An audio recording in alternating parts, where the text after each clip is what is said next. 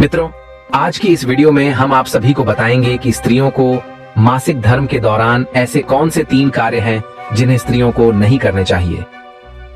मित्रों, इस विषय में एक कथा व्याप्त है।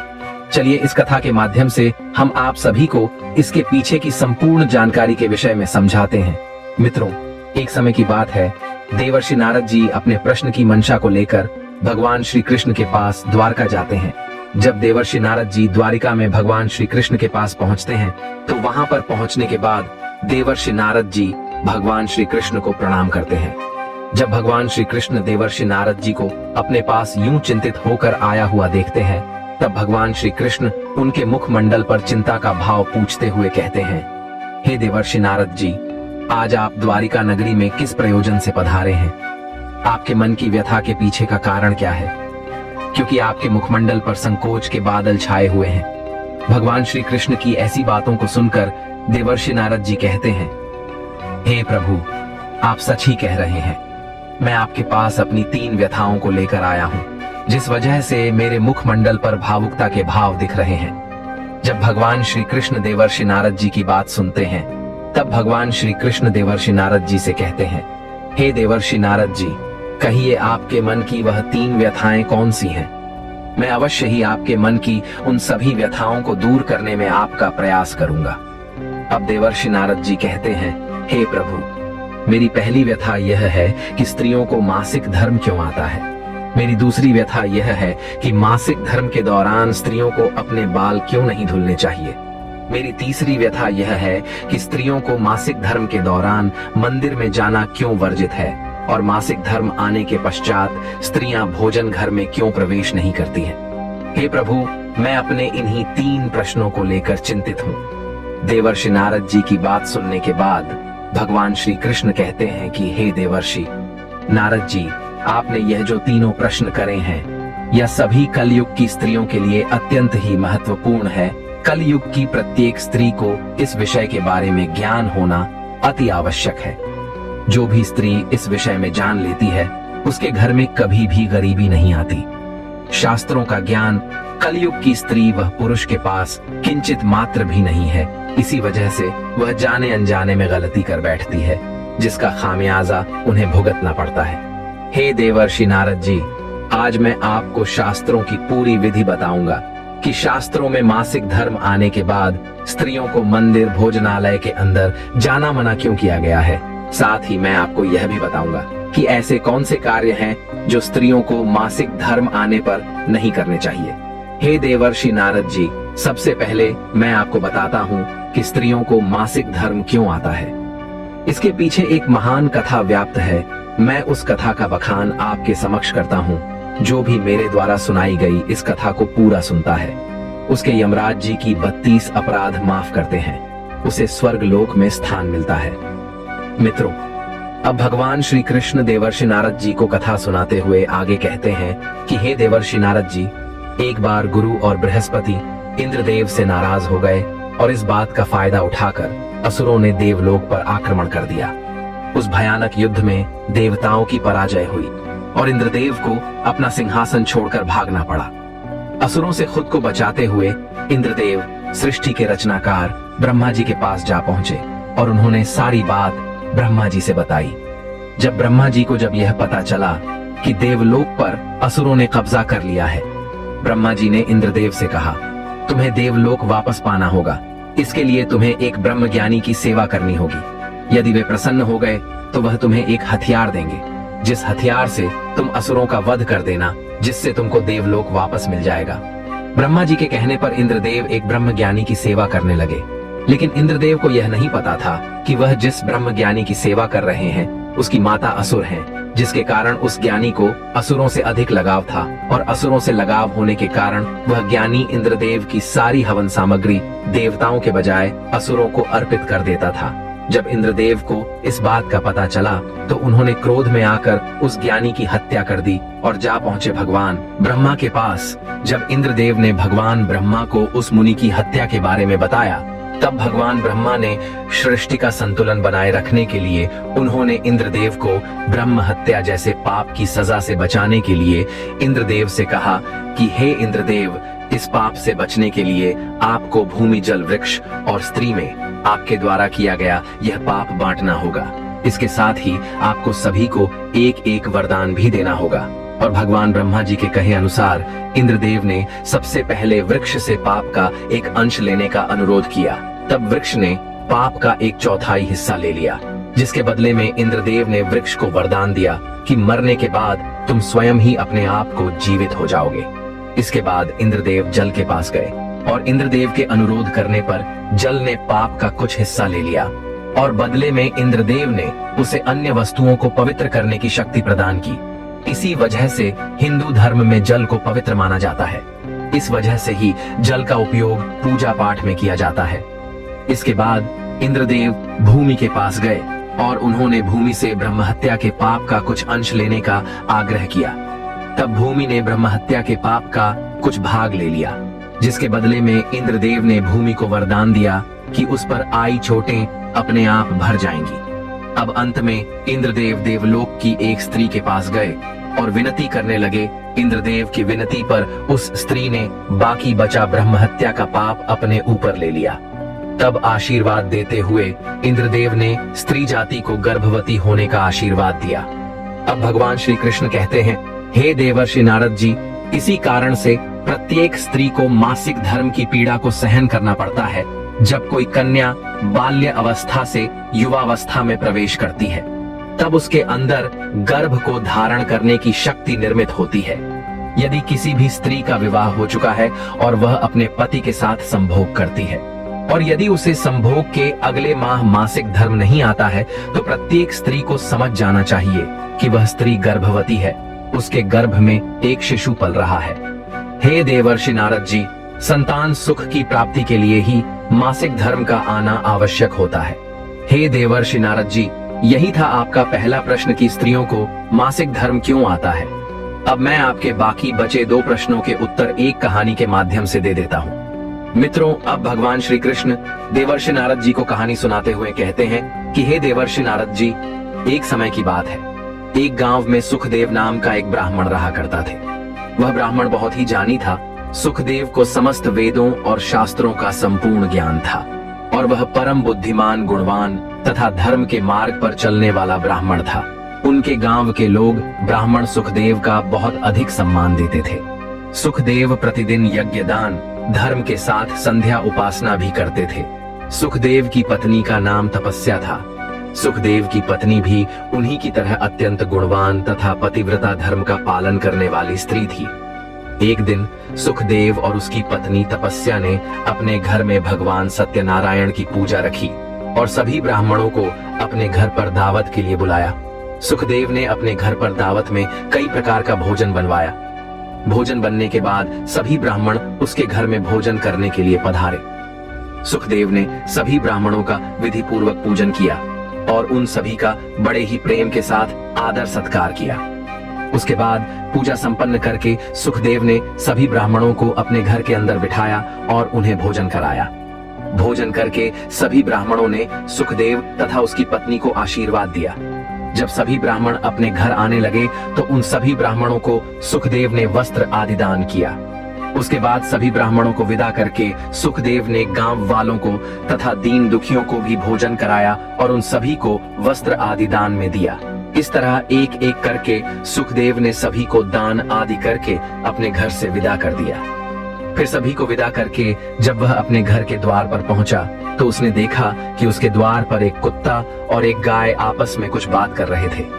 जब सुखदेव ने उस कुत्ते और गाय की पूरी बात सुनी तो सुखदेव बहुत ही आश्चर्यचकित हो गए, क्योंकि वह कुत्ता और गाय दोनों ही मनुष्य की वाणी में बात कर रहे थे और वह सुखदेव के माता पिता ही थे, जो पिछले जन्म में किए गए किसी पाप के कारण इस जन्म में कुत्ता और गाय बन गए हैं। तब सुखदेव मन ही मन बहुत अधिक चिंतित हुए और सोचने लगे कि मेरे माता पिताजी ने पिछले जन्म में ऐसा कौन सा पाप किया था जिसके कारण इन्हें इस जन्म में कुत्ता और गाय बनना पड़ा है। अब मैं इनको इस कुत्ते और गाय की योनि से मुक्त कैसे करूं? यही चिंता सुखदेव को मन ही मन खाए जा रही थी। सुखदेव इस बात को लेकर चिंतन में डूब गए। फिर उनके मन में एक विचार आया कि क्यों ना इसका उपाय मुनि वशिष्ठ जी से पूछा जाए, क्योंकि अब इस समस्या का हल केवल मुनि वशिष्ठ जी ही दे सकते हैं। अब इतना सोचकर सुखदेव मुनि वशिष्ठ जी से मिलने के लिए उनके आश्रम गए। तब सुखदेव ने देखा कि मुनि वशिष्ठ जी अपनी कुटिया के पास ध्यान लगाए बैठे हैं। सुखदेव मुनि वशिष्ठ जी के पास जाकर बैठ गए और मुनि वशिष्ठ जी की आंखों के खुलने का इंतजार करने लगे। कुछ समय पश्चात मुनि वशिष्ठ जी ने आंखें खोली। तब उन्होंने देखा कि एक ब्राह्मण उनके सामने बैठा हुआ है। सुखदेव को देखकर मुनि वशिष्ठ जी कहने लगे, हे ब्राह्मण श्रेष्ठ, क्या बात है? आप इतना उदास क्यों हैं? आपकी इस चिंता के पीछे का भाव स्पष्ट करिए।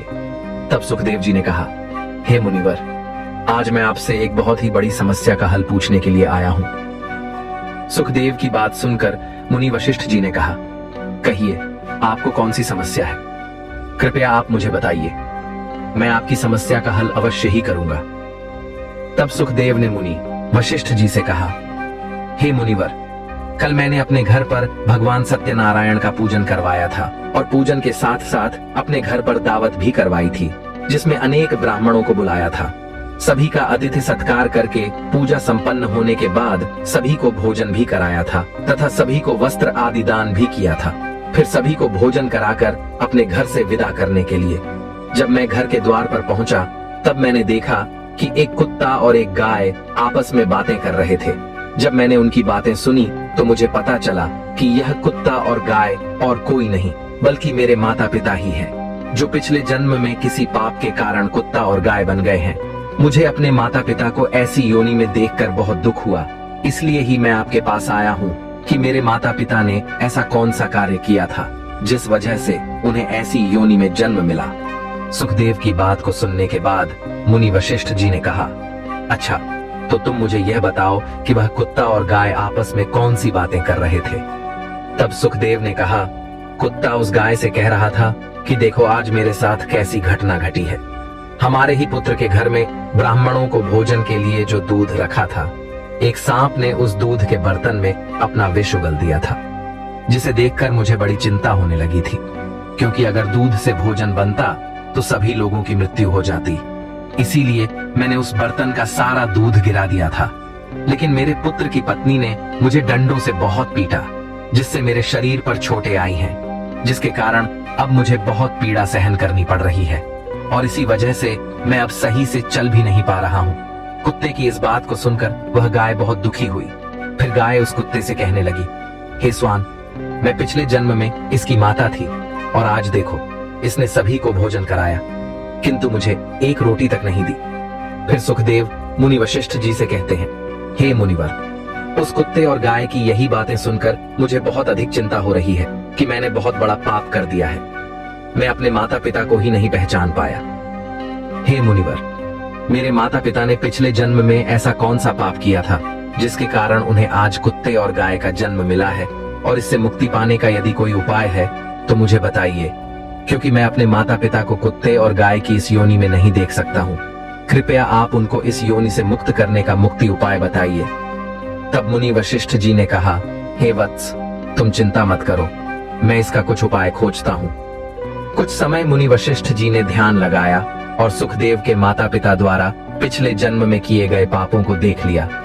सुखदेव के माता पिता के पिछले जन्म के पापों को देखने के बाद मुनि वशिष्ठ जी सुखदेव से कहने लगे, हे वत्स, तुम्हारे माता पिता ने पिछले जन्म में घोर पाप किया है। उसी पाप कर्मों के कारण आज उन्हें कुत्ते और गाय का जन्म मिला है। अब मुनि वशिष्ठ जी की यह बात सुनकर सुखदेव ने कहा, हे मुनिवर, मेरे माता पिता ने पिछले जन्म में ऐसा कौन सा घोर पाप किया था जिसके कारण उनकी यह दुर्दशा हुई है? कृपया आप मुझे विस्तार से बताइए। तब मुनि वशिष्ठ जी ने कहा, हे वत्स, तुम ध्यान से सुनो। यह पिछले जन्म में एक नगर के श्रेष्ठ ब्राह्मण थे। इन्होंने एक दिन एकादशी का व्रत रखा था, परंतु आपके माता पिता उस व्रत का पालन न कर सके और इन्होंने भूख लगने पर भोजन कर लिया, और साथ ही एकादशी के व्रत के दिन तुम्हारे पिता ने दान धर्म भी नहीं किया। इन्होंने अपने द्वार पर आए हुए भिखारी को भी भोजन नहीं कराया और उसे अपने दरवाजे से ही भगा दिया, जिसके कारण उस भिखारी ने तुम्हारे पिता को श्राप दे दिया था कि जिस तरह मैं भूखा हूँ, इसी तरह तुम भी एक दिन भोजन के लिए तरसोगे, और तुम्हारे पिता ने पिछले जन्म में मासिक धर्म के दौरान ही तुम्हारी माता के साथ संबंध बनाया था। और इसी पाप के कारण तुम्हारे पिताजी को इस जन्म में कुत्ते का जन्म मिला है।